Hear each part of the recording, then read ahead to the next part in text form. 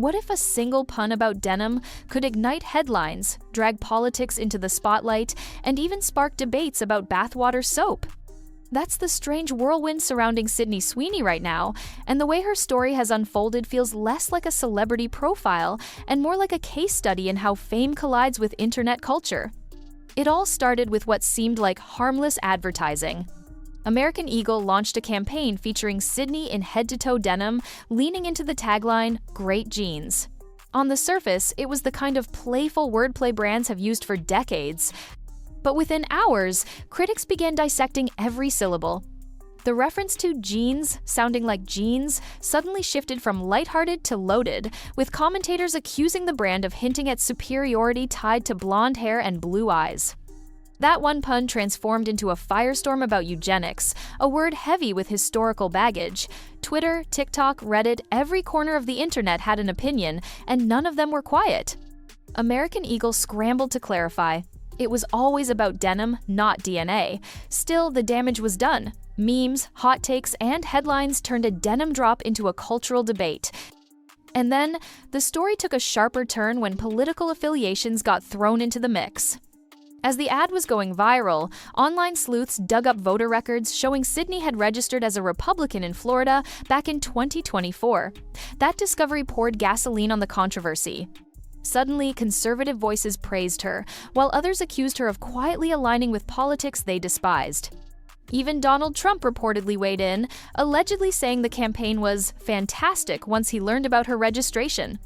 What started as an ad campaign about blue jeans was now tied to red versus blue politics, a reminder that in today's world, personal branding and political identity are almost impossible to keep separate. And yet, that wasn't the only spark fueling the headlines. While the denim backlash was raging, Sydney was also making waves for a product that few people expected, a soap bar made with her bathwater. Yes, really. The collaboration, cheekily titled Sydney's Bathwater Bliss, was launched with Dr. Squatch, a men's personal care brand known for its quirky advertising.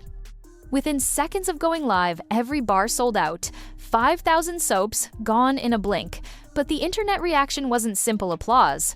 Some thought it was tongue-in-cheek brilliance, a way for Sydney to reclaim control after years of being sexualized by others.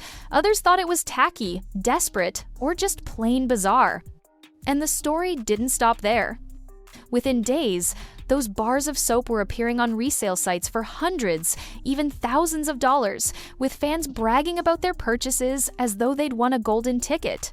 It was part commerce, part social commentary, and part circus act, but Sydney's explanation for the soap made it even more fascinating.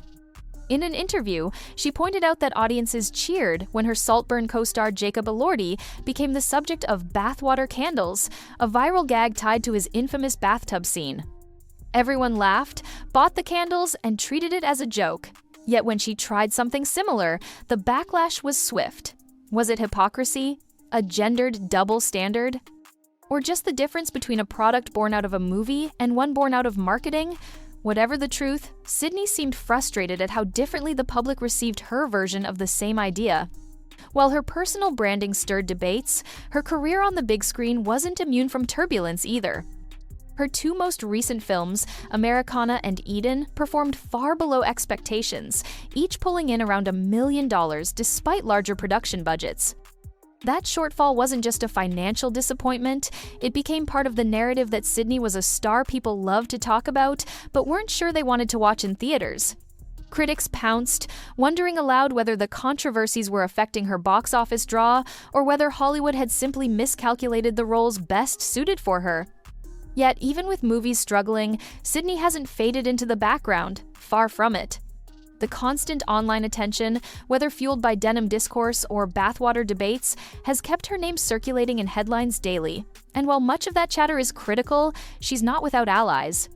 Comedian Matt Rife stepped in to defend her, dismissing her critics as garbage losers and sparking his own round of conversation about how toxic online dogpiles have become.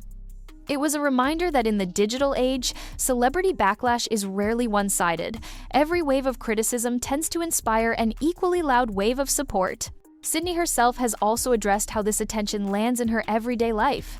She's admitted that she still manages her own social media accounts, meaning she sees the flood of direct messages firsthand. And in her words, those DMs are not a safe space. Imagine opening your phone to hundreds of strangers' unfiltered thoughts every day, some praising, many attacking, others pushing conspiracies or inappropriate comments.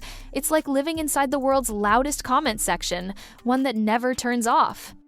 But here's the paradox. Despite the stress, she admits she can't step away. She keeps a finger on the pulse because, as she's put it, everything is a conversation with the audience. That line almost sounds like a mission statement for modern fame. Being a celebrity today isn't just about roles, endorsements, or red carpet appearances. It's about navigating the endless swirl of online conversation and deciding how much of yourself to feed into it. What makes Sydney's case especially compelling is how layered her public image has become. On one hand, she's the breakout star of Euphoria and The White Lotus, roles that cemented her as a serious actress. On the other, she's a lightning rod for debates about consumerism, politics, and even gender double standards. She's simultaneously criticized for selling out and celebrated for entrepreneurial boldness. She's accused of leaning into controversy while also being told to stay silent. It's a contradictory space that many modern celebrities find themselves trapped in, where you're both idolized and scrutinized, often in the same breath. And yet, through it all, she keeps working. Upcoming films like The Housemaid and a biopic project promise to put her back in the spotlight for her craft rather than her controversies. Meanwhile, whispers about her entering the fashion and lingerie business have only intensified speculation about her next moves, with some outlets hinting at possible financial backing connected to Jeff Bezos' circles. Whether those rumors prove true or not, they highlight how even her business ventures are framed through the lens of public suspicion. Every association, every contract, every appearance carries the potential to be interpreted as a statement about wealth, ethics, or politics. It raises a bigger question. How much of Sydney's story is about her, and how much is about us, the audience?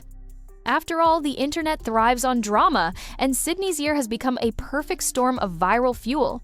A soap bar becomes a debate about gender, a denim ad becomes a referendum on race and politics. A voter registration becomes a proxy war for culture clashes. In many ways, she's less the author of her narrative and more the canvas onto which the public projects its battles. But maybe that's exactly why she's still relevant, even when the spotlight isn't flattering. Controversy, as exhausting as it can be, also means attention. And in the economy of fame, attention is the currency that keeps careers alive. The denim drama didn't end her sponsorships, it actually sent American Eagle's stocks soaring. The soap Backlash didn't tank sales, it sold out instantly and sparked resale prices in the thousands. The movies that underperformed still kept her name trending. For better or worse, Sydney Sweeney has proven that staying in the headlines, even for the strangest reasons, means staying in the game. So where does this all leave her? On one hand, she's weathering storms that could derail a less determined star. On the other, she's walking a razor-thin line between being seen as bold and being seen as reckless. What's undeniable is that she's become a mirror for the times, a young actress whose career can't be separated from the internet's appetite for controversy. Whether she's in denim or in soap bubbles, Sydney has become a symbol of how celebrity, commerce, and culture now collide in real time. And that brings us back to the question we started with. Was it savvy or reckless? Did she cleverly lean into internet absurdity or stumble into a cycle she can't escape? The truth probably lies somewhere in the messy middle. But one thing is clear, people aren't done talking about Sydney Sweeney. And as long as people are talking, she's not going anywhere. So the next time you see her name trending, ask yourself, are you watching Sydney's story unfold, or are you part of the crowd shaping it? Because in today's world, the line between star and spectator has never been thinner.